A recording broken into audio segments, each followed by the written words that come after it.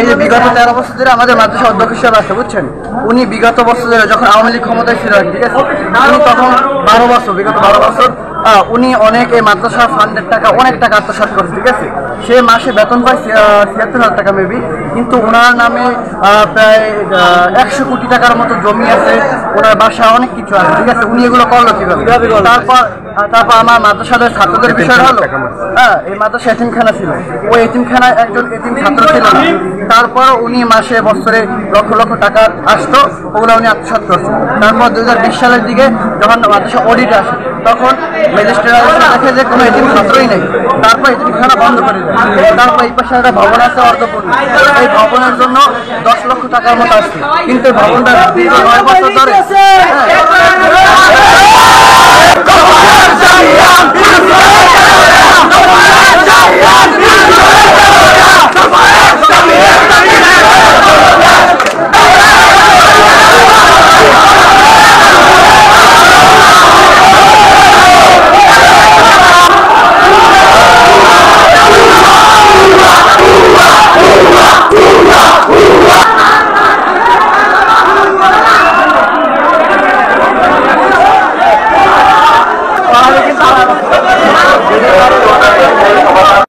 আপনাদের সাথে কথা বলার জন্য এখানে এসেছি।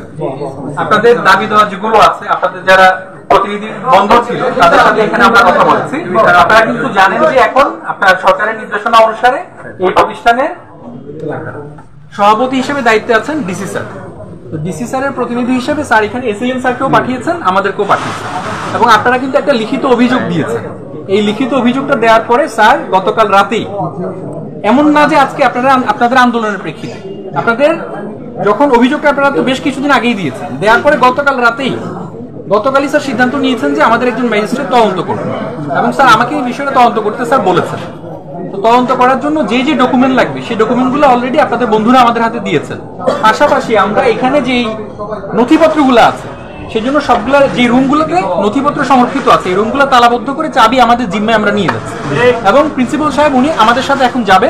বিকেল 5টায় মিটিং ডাকা হয়েছে, ডিসি স্যার নিজে ফোন করে অর্ডার দিয়েছে, এবং মিটিংটা অলরেডি কল করা হয়েছে, এবং আপনাদের পক্ষ থেকে আপনাদের 5 জন ছাত্র বন্ধু আমাদের সাথে যাবেন ওখানে স্যারের সামনে, ডিসি স্যারের সামনে, যেহেতু স্যার সভাপতি হিসেবে আছে, আপনাদের বিষয়গুলো উত্থাপন করবেন। এবং আগামীকাল হচ্ছে আপনারা যে কমপ্লেন গুলো দিয়েছেন প্রত্যেকে, এবং শুধু আপনারা না, আরো অনেকেই কমপ্লেন দিচ্ছে, আমরা কিন্তু নিচ্ছি, এই সবগুলো কমপ্লেন নিয়ে আমি নিজে বসে প্রত্যেকের বক্তব্য নোট ডাউন করে নিই। এটাই হচ্ছে বিষয়টা। এখন আমরা ওনাকে নিয়ে এখান থেকে আপনাদের এটুকুই সহযোগিতা চাই যে সুশৃঙ্খল ভাবে যেন আমরা এখান থেকে যেতে পারি। আজকের যে মিটিংটা হবে, স্যার অলরেডি বলেছেন যে সর্বোচ্চ যে ব্যবস্থা নেওয়া যায় সেই ব্যবস্থা, সর্বোচ্চ আইনের অধীনে সর্বোচ্চ যে ব্যবস্থাটা নেওয়া যায় সেই ব্যবস্থা নেওয়ার জন্য স্যার আমাদেরকে সংশ্লিষ্ট আইনগুলো পর্যালোচনা করতে বলেছেন। এখন আমরা অফিসে গিয়ে সেগুলো নিয়েও পর্যালোচনা করব, করে বিকেলের মিটিং এ সেটার ভিত্তিতে স্যার সিদ্ধান্ত দিবেন। আপনারা স্যারের উপর আস্থা রাখেন, জেলা প্রশাসনের উপর আস্থা রাখেন। আমরা এখানে কাউকে দায় মুক্তি দেওয়ার জন্য আসি না, কাউকে কোনো অন্যায় থেকে দায় মুক্তি দেওয়ার জন্য আসি না। কিন্তু সবকিছুর ঊর্ধ্বে হলেও একটা বিষয় তো আপনারা জানেন যে উনি তো আপনাদের শিক্ষক ছিলেন কিনা বলেন। এখন যদি এখানে একটা সিন ক্রিয়েট হয়, কোনো ধরনের অপ্রীতিকর পরিস্থিতি তৈরি হয়, এটা কিন্তু আপনাদের বদনাম করবে মানুষ। সেই সুযোগ কি আপনারা দিবেন বলেন? সেই সুযোগ কি আপনারা দিতে চান? আপনারা আমাদেরকে একটু সুযোগ দেন, আমরা ওনাকে নিয়ে যাব বিকেলের মিটিং এ, 5টার মিটিং এ। আপনাদের যে ছাত্র বন্ধু আছেন, 5 জন ছাত্র বন্ধু থাকবেন, তারা স্যারের সামনে দাবি দাওয়া উত্থাপন করবেন, বক্তব্য বলবেন, দরকার হলে মিটিংও তারা থাকবেন। যদি স্যার মনে করেন যে তাদেরকে মিটিং এ রাখাটাও দরকার, মিটিংও তাদের বক্তব্য শোনা দরকার,